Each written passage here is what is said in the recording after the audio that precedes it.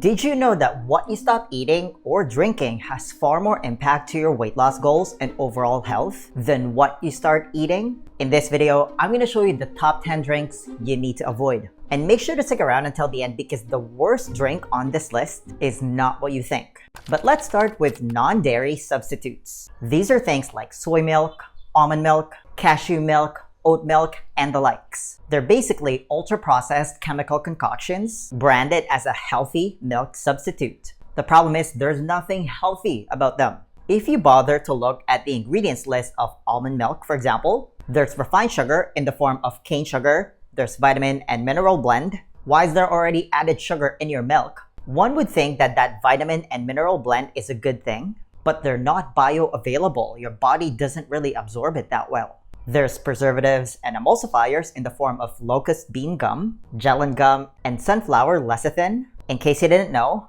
preservatives and emulsifiers are now classified as an obesogen because of how it can negatively impact gut health. And many chronic metabolic diseases are believed to begin in the gut. Oat milk, a popular milk substitute, has the same glycemic effect as drinking a can of Coke. Like what? It's because these non-dairy substitutes are extremely processed. When they say plant-based, this is what they mean. Now, what should you drink instead? Most people that are lactose intolerant can actually process raw dairy if you can find it in your area. A2 milk and low-temperature pasteurized milk are also possible options. Next up, yogurt drinks. The problem with yogurt drinks is it comes with a health halo. I mean, yogurt is supposed to be healthy, right? Well, if we look at the ingredients of a typical yogurt drink, there's refined sugar and white grape juice concentrate. There's emulsifiers in the form of modified cornstarch. And you just learned that emulsifiers can mess up your gut. There's natural flavor, code for engineered flavor, can short circuit your brain. And that's going to be a common theme for most of the drinks I'm going to mention.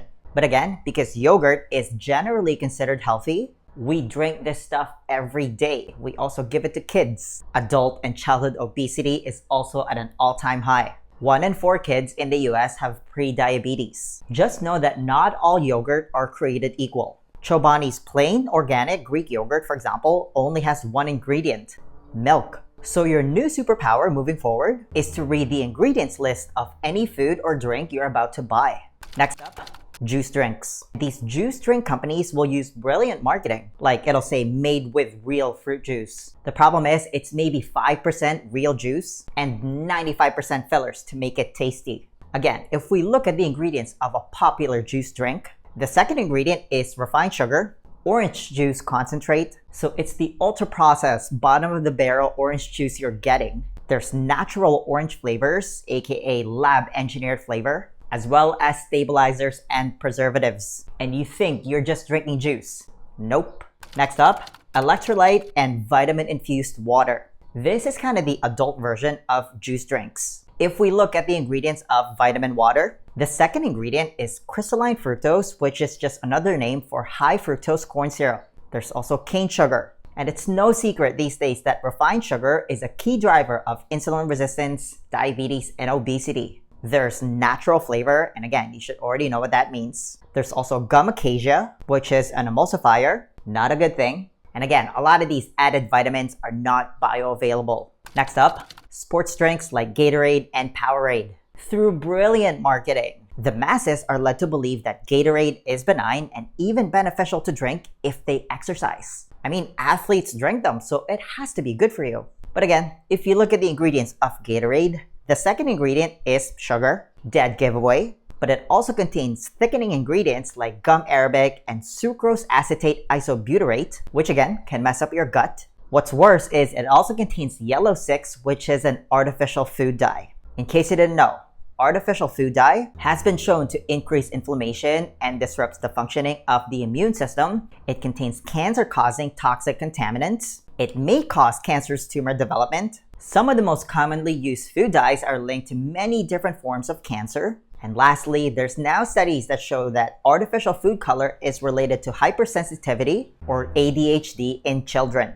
Listen, if you're really after the electrolyte and potassium from these energy drinks, squeeze a lemon wedge and put a dash of pink Himalayan salt in a glass of water and eat some bacon and a banana. Next up, energy drinks. This is honestly the same concept as sports drinks. Red Bull, the most popular energy drink, has sucrose and glucose as well as caffeine. And the combination of sugar and caffeine is what gives you energy. But if you're just after the caffeine, why not just drink black coffee and avoid all the refined sugar? Speaking of coffee, let's talk about coffee drinks and tea drinks. As a coffee and tea lover, these coffee drinks and tea drinks are an abomination. These are the popular drinks you can get at trendy coffee shops like vanilla lattes, chai lattes, crappy frappies, and the likes. They're really nothing more than sugar and synthetic chemical bombs with some coffee. A grande or medium caramel frappuccino contains 54 grams of sugar, which is a mind-bending 12 teaspoons of sugar.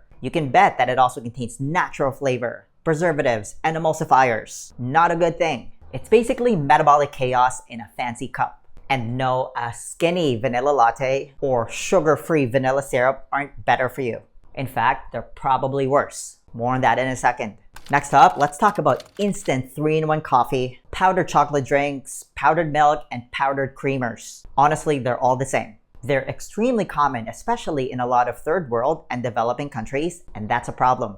If you look at the ingredients of a typical 3-in-1 coffee, the first ingredient is hydrogenated vegetable oil, which means it has trans fat, a key driver of insulin resistance, which opens up Pandora's box to a lot of disease like diabetes and obesity. Why is there even vegetable oil in your coffee? Again, there it is, preservatives, additives, and emulsifiers, which can mess up your gut.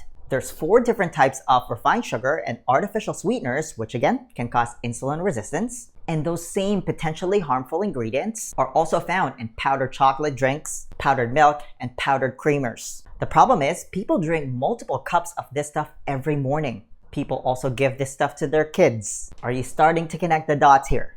Next, let's talk about soda. This should be a dead giveaway by now, but it's still worth mentioning because a lot of people are addicted to this stuff. The second ingredient of Coke is high fructose corn syrup. There's a plethora of research now that shows that high fructose corn syrup can lead to insulin resistance, obesity, type 2 diabetes, and high blood pressure. But through billions of dollars of brilliant marketing, Coke is just part of everyday life worldwide. North America's affinity with Coke is already a given. 90% of the US population is also on track to be overweight or obese by 2030, according to a recent Harvard study. But even in developing and third world countries like Mexico and the Philippines, for example, people love this stuff. It's honestly a way of life. You see so many people walking around carrying a liter of diabetes water. It's the default non-alcoholic drink in 99% of restaurants. Now, let's talk about diet soda. This is the biggest offender of the health halo effect.